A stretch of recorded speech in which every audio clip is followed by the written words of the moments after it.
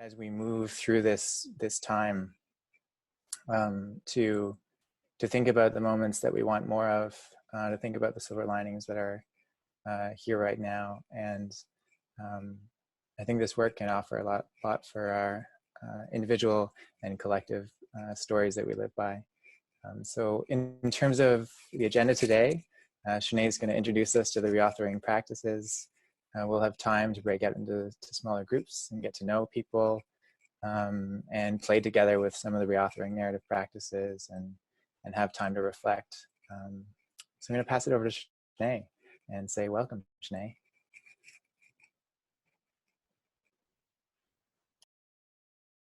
Thank you so much. It's such a great honor to come alongside you. It's been a 2-year journey that I feel that I'm a co-journeyer with you as you walk along and dare to imagine what it could mean for you as a region to thrive together.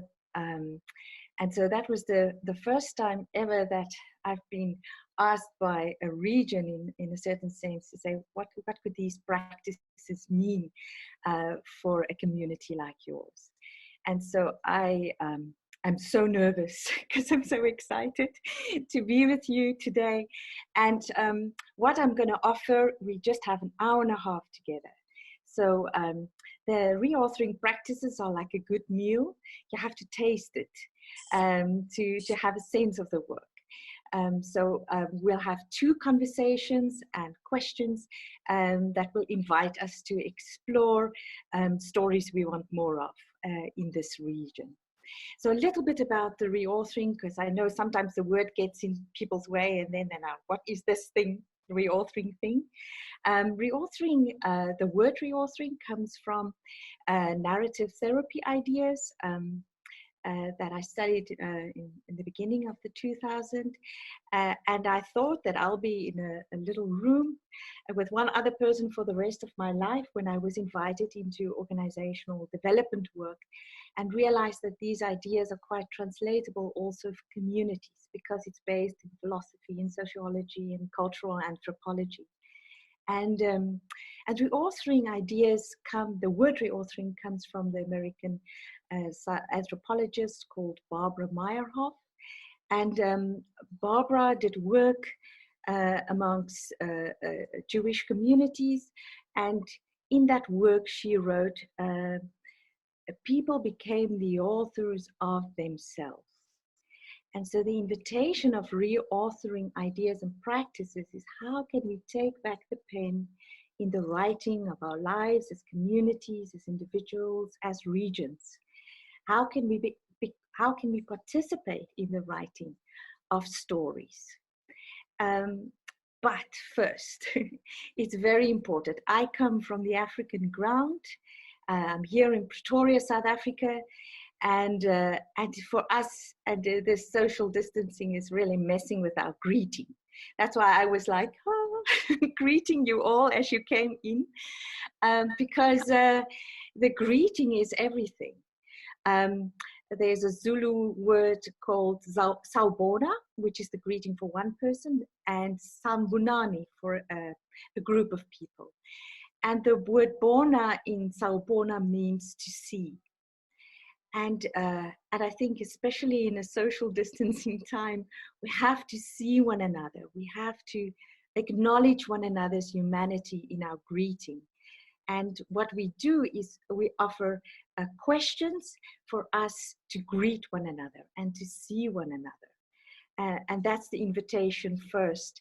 Our first conversation would be a greeting conversation, a conversation where we can see one another, where we can be connected as human beings, and where we honor the dignity of everyone that also are giving them their time for this project, this narrative project.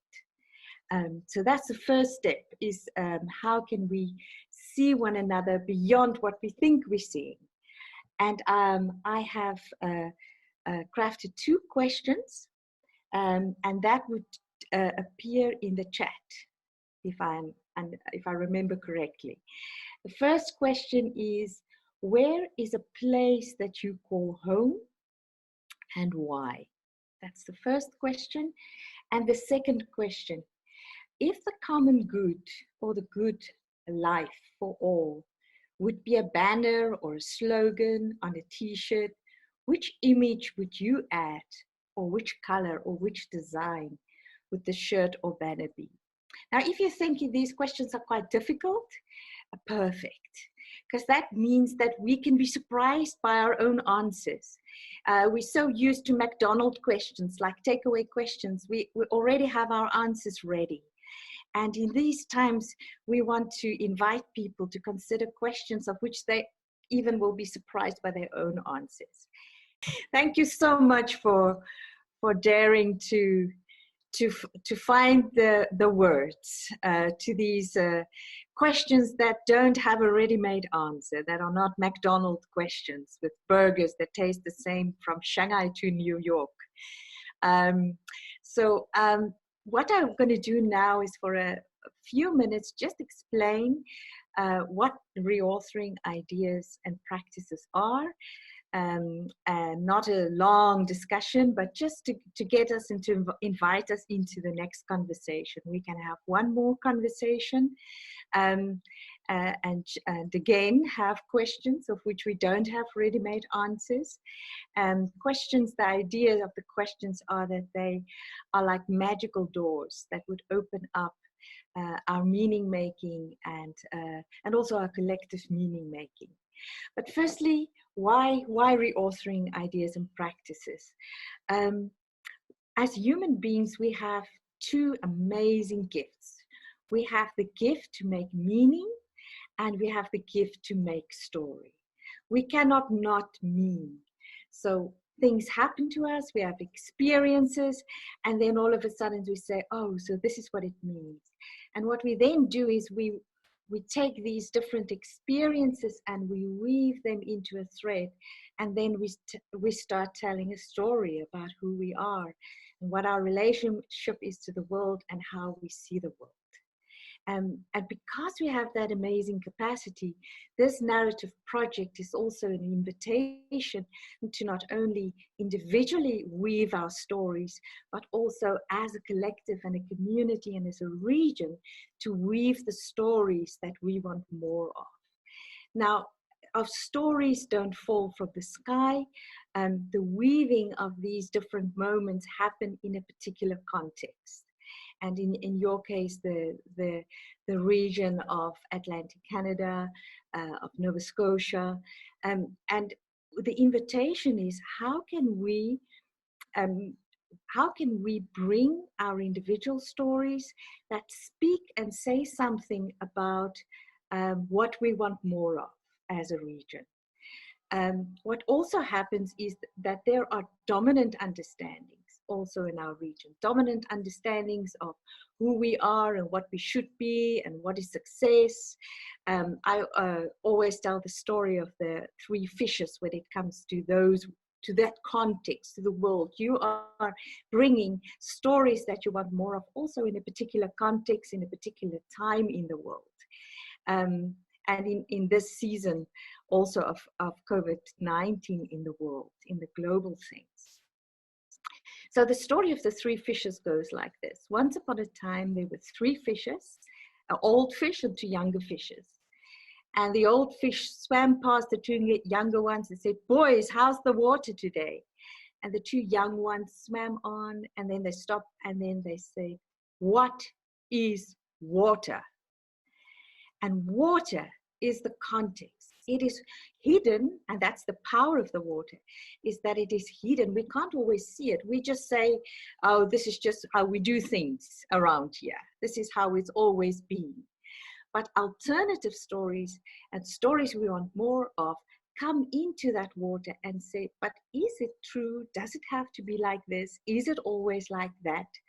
And it brings an alternative stories, competing stories, or counter stories are our acts of refusal, our acts of protest for the way things are, especially if the way things are excluding people, are influencing people to not have not share the common good or not share the good life.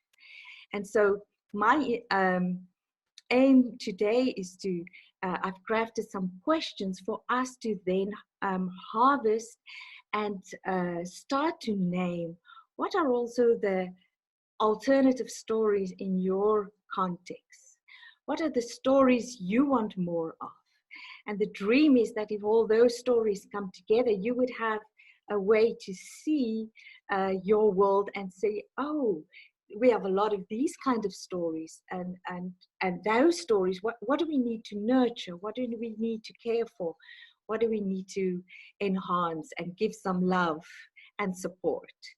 An example, I've recently been working with a group in Belgium called Everyone Deserves a Holiday. And they have been a network of organizations that wants to give people in relationship to disabilities, mental and physical, and also in relation to poverty, an opportunity to have a holiday as a human right. And so what they did, they had 2,400 partners in social organization, people that provided the holidays, and then also the government. And what they did is they had a designated what they call a story weaver. And this person would weekly post 2 stories from either the network or the social organizations or from people that have gone on the holidays. And I think on the website now, there's about 1,000 stories. And because stories give us an insight into the experiences of people, what is already happening, what can we learn from it, what are the practices and the gifts from these stories. So much so that they all even have a law now around everyone deserves a holiday. So what we often think, we think that our small local actions are not important or just too insignificant. But if our local actions come together and our stories and experiences come together, it becomes a wave, it becomes a dominant story about who we are and where we want to go and who we want to become. So I've crafted a couple of questions that would take us there, that would help us to start name what we have seen in our own local communities that we would like more of.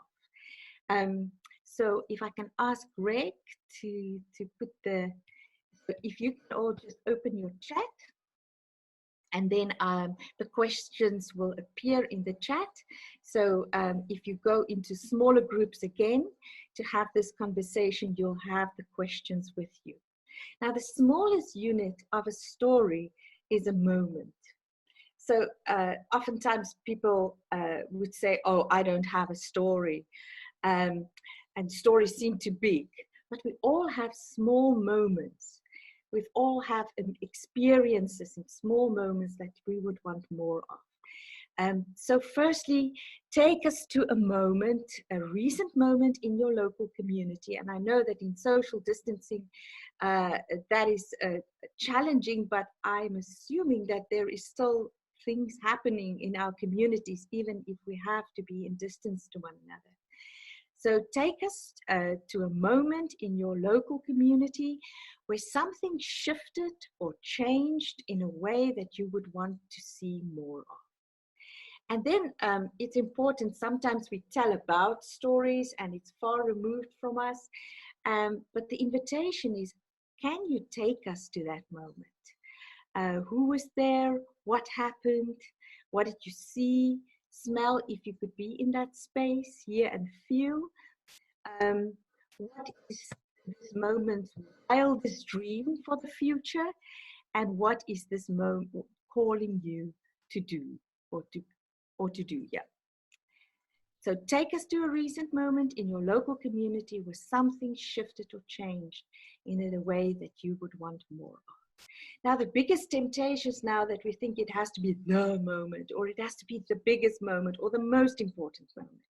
The invitation is, it is a small local action. And what is it that we saw that we would like to see more of or participate in even more? and that we share that, and then we'll harvest something at the end so that we might even contact you and see, tell us more about this, so that we could learn from that experience. So are there any questions about the questions? Again, if they are difficult and you don't know the answer, that's perfect. Go into your, and if you're not sure, your moment is not coming yet, you're welcome to invite the others in your group to go first. Usually we have narrative attacks after such an experience. You lie in your bed tonight and then 5 moments would pop into your head that you could have spoken about. So don't put pressure on yourself to have the moment ready, but the invitation is take us to a recent moment in local community where you saw something that you would like more of. And then try your very best to take us with you so that we have a sense of what that moment was about. All right, everybody good to go? Okay, enjoy the conversation.